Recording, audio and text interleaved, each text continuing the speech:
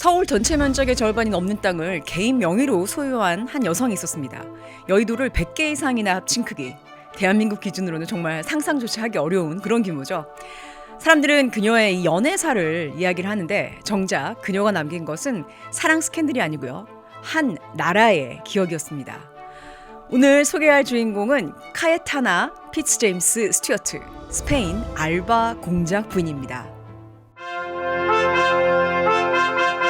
이 알바 공작 부인은 단순한 일반 귀족이 아니었습니다. 공작, 후작, 백작 등의 이 핵심 귀족작위만 수십 개였고요.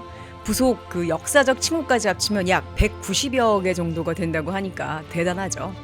기네스북이 인정한 세계에서 가장 많은 귀족 좌기를 가진 인물, 이렇게 평가했습니다. 그녀가 소유한 토지는 약 3만 4천 헥타르인데요. 가늠이 안 되시죠? 한국 기준으로 보면은 서울시 면적의 약 56%고요. 여의도가 117개 정도가 모인 사이즈라고 하니까 하나의 대도시를 개인이 관리하는 그런 수준입니다.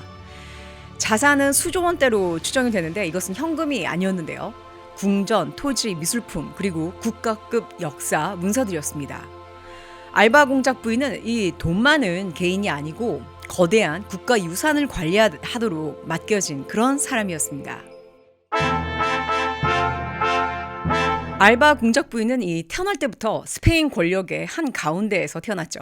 왕실과 그 동급의 사회적 위상과 외교 무대의 중심, 그리고 유럽 문화 네트워크의 핵심이었습니다. 그녀가 16살이 되던 해 그녀는 처음으로 사랑에 빠지죠. 상대는 5살 연상의 투사였고요. 그 사랑은 그 귀족사회가 가장 경멸하던 그런 선택이었습니다. 그 결과는 분명했죠. 사랑은 허락되지 않았고요. 그녀는 선택의 여지 없이 본인의 신분으로 다시 돌아와야 했습니다. 그리고 5년 후인 1947년 카예타나의 나이 21살. 자, 이 나이는 지금의 기준으로 보면 너무 어린 나이인데요. 당시 귀족사에서는 더 이상 미룰 수 없는 그런 나이였습니다. 가문은 결정을 내리죠. 스페인 최고 귀족 가문의 상속녀였었던 알바 공작 부인은 감정이 아니라 그들만의 질서를 선택해야 했습니다. 상대는 같은 세계에서 같은 규칙을 하는 귀족 루이스 마르티네스 데 일후오였습니다.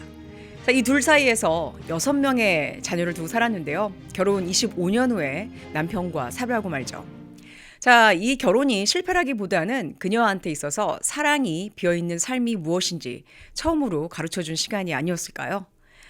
46살에 미망이 된 그녀가 52살이 되던 해 다시 결혼합니다. 이번에는 8살 연하 전직 가톨릭 신부 출신의 지식인이었죠. 자, 이 결혼은 무려 23년간 이어집니다. 근데 이 또한 사별이 되죠. 자, 그리고 두 번째 남편이 죽은 지 10년 후 그녀가 85살이 되던 해에 세 번째 결혼을 합니다. 대중들이 가장 많이 이야기하는 마지막 결혼인데요. 상대는 25살 연하의 평민 공무원이었으니 참 말이 많았겠죠.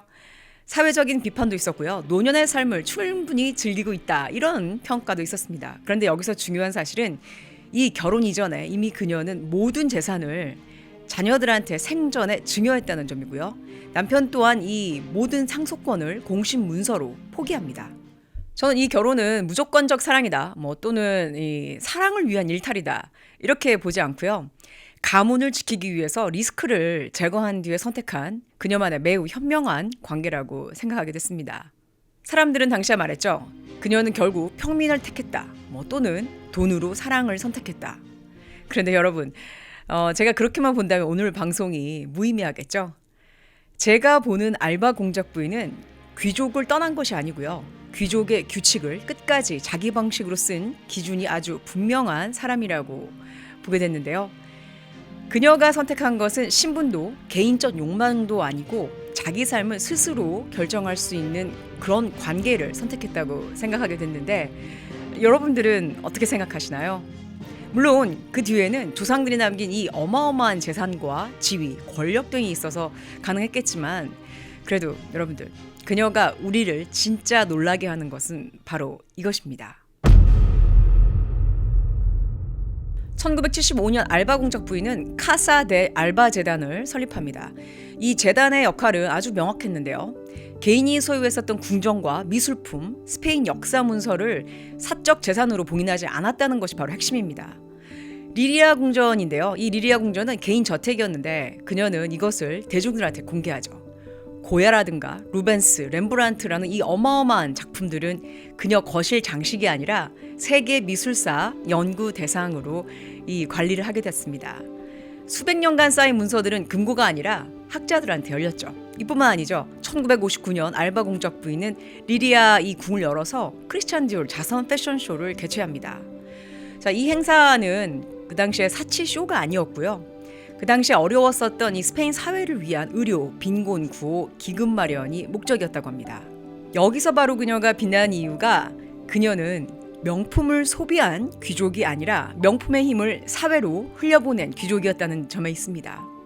자, 일반 사람들은 그녀의 이 연애만을 기억할 수도 있고요. 이 성형수술 부작용에 대한 그런 이야기만 남을 수도 있겠죠. 그런데 그녀의 집에 쌓였던 것은 돈이나 보석이 아니었고요. 그곳에는 스페인의 시간이 그리고 스페인의 기억이 보관되어 있었습니다. 카에타나 알바 공작 부인은 단순하게 부를 소유한 여인이 아니라 스페인의 기억을 맡아둔 그런 사람이었다고 저는 생각하게 됐습니다. 여러분들, 우리는 흔히 이 부를 상속이라고 부르는데 그녀는 그것을 책임이라고 불렀던 사람이라고 생각하게 됐는데, 돈은 쓰면 사라지는데 그리고 돈으로 만들어진 외모 또한 사라지죠. 하지만 이 기억은 지키지 않으면 사라집니다. 특히 국가에 대한 기억을 개인의 신분으로 지켜냈다는 것이 바로 그녀의 위대한 유산이라고 생각하게 됐습니다. 자, 여러분들은 알바 공작 부인에게서 어떤 게 보이시나요? 그리고 우리는 과연 무엇을 앞으로 지켜내야 하는지, 그리고 무엇을 지켜내고 싶으신가요? 여러분들의 귀한 의견 댓글로 기다리겠습니다. 사실 이 카에타나 알바 공작 부인에 대해서 이 짧은 시간으로 설명 다 하기에는 많이 부족했는데요. 오늘 방송 여러분들께 그 한 번쯤 생각하는 시간 가지셨으면 하는 바람에서 만들었고요. 여러분들께 이 도움이 되셨기를 바랍니다.